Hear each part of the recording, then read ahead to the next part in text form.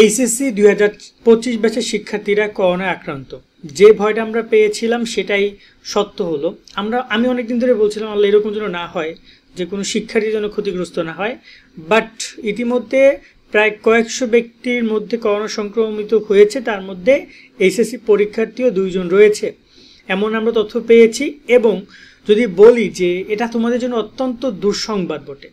শিক্ষা মন্ত্রণালয় কি করবে এখন, বা তারা আসলে কোনো পরিকল্পনা হাতে নিবে কিনা সে বিষয় নিয়ে অনেকে আমাদের কাছে জানতে চাচ্ছিল। আমি তোমাদেরকে পয়েন্টটা ক্লিয়ার করি। শিক্ষা মন্ত্রণালয় থেকে তারা পরীক্ষা নেওয়ার পক্ষে এখনও 100% পরীক্ষা হবে। তাতে এই যে 2 জন কেন 10 জন আক্রান্ত হইলে বা 1000 জন আক্রান্ত হলেও তারা পরীক্ষা হয়তো বা পিছাবে না, পরীক্ষা টাইম টু টাইম নিবে। ওকে, এটা তাদের পরিকল্পনা। এক্ষেত্রে তোমাদের জন্য নতুন নতুন নির্দেশনা আসবে, যেমন তোমাদের মাস্ক পরতে হবে, 3 ফুট দূরত্ব বা 6 ফুট দূরত্ব। দেন হচ্ছে তোমাদের হয়তো বা পরীক্ষার রুটিনে কিছু পরিবর্তন আসতে পারে। ঠিক আছে, যদি করোনার পরিমাণটা যদি বাড়ে তাহলে আরও অনেক কিছু নিয়মকানুনের মধ্যে তোমাদের পরীক্ষাটা নিবে। দেখো তোমাদের পরীক্ষা নিয়ে তো কেন কথা বলা, শপিং মলে বাজারে হাজার হাজার মানুষ, দেখো তোমাদের পরীক্ষায় এটা নিয়ে সবচেয়ে বেশি কথা বলা, কারণ পরীক্ষায় তোমরা প্রায় 12 লাখ।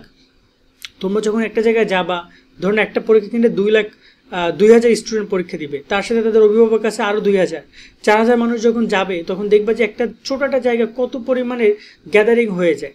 তো এই জায়গায় বলতে পারো যে পরীক্ষাটা একটু ঝুঁকিপূর্ণ হয়ে যায়, স্বাস্থ্য ঝুঁকির বিষয়টা সবচেয়ে বেশি।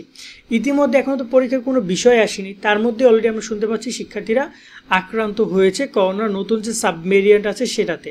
সেটা তোমাদের জন্য অত্যন্ত অত্যন্ত দুঃসংবাদ। এবং তোমাদেরকে আমি বলতে চাই, শিক্ষা মন্ত্রণালয় তাদের চিন্তাভাবনা কেমন জানো?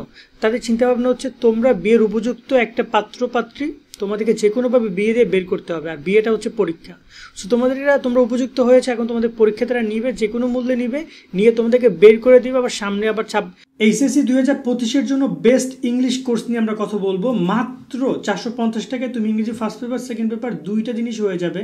যারা ইংরেজিতে A+ পাইতে চাও কিন্তু সময় কম, অল্প ক্লাসের মধ্যে ইংরেজি বিষয়টা কমপ্লিট করতে চাও, তাদের জন্য বেস্ট কোর্স এইটা।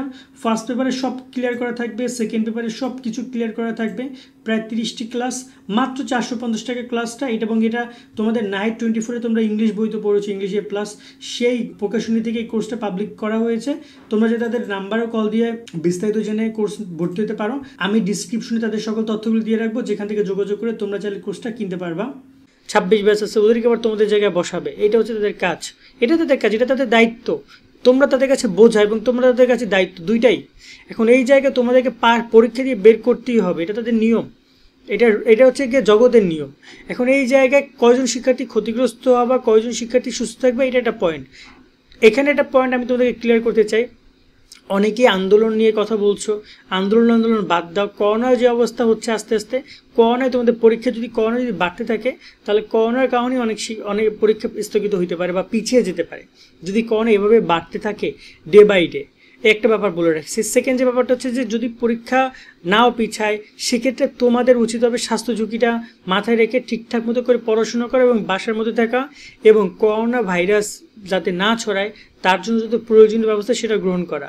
তুমি যদি মনে করো যে না আমরা করোনার চেয়ে শক্তিশালী, আমাদের হবে না, দেখো তোমাদের বন্ধু বান্ধবের করোনা অলরেডি হয়েছে, ওরা অলরেডি হসপিটালে অ্যাডমিটেড, ওদের সবারই পজিটিভ আসছে করোনার।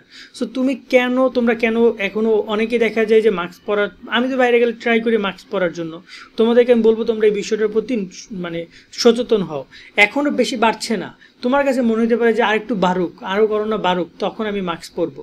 আরে তখন মাস্ক পরবো, দেখা গেল করোনা তোমার মাধ্যমেই বাড়লো, তুমি করোনা একজন বাহক হয়ে গেলা, তখন তুমি কি করবা?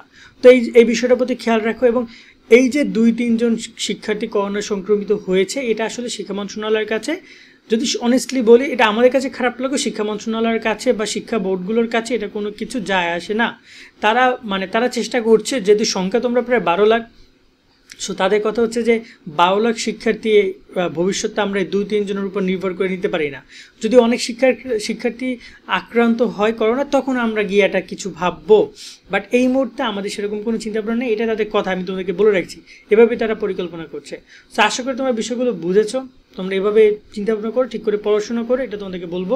আর স্বাস্থ্যবিধি মেনে রাখো, যদি নতুন আপডেট আসে আমি তোমাদেরকে জানানোর চেষ্টা করবো। সকালে অনেক ভালো থাকবা, আল্লাহ হাফেজ।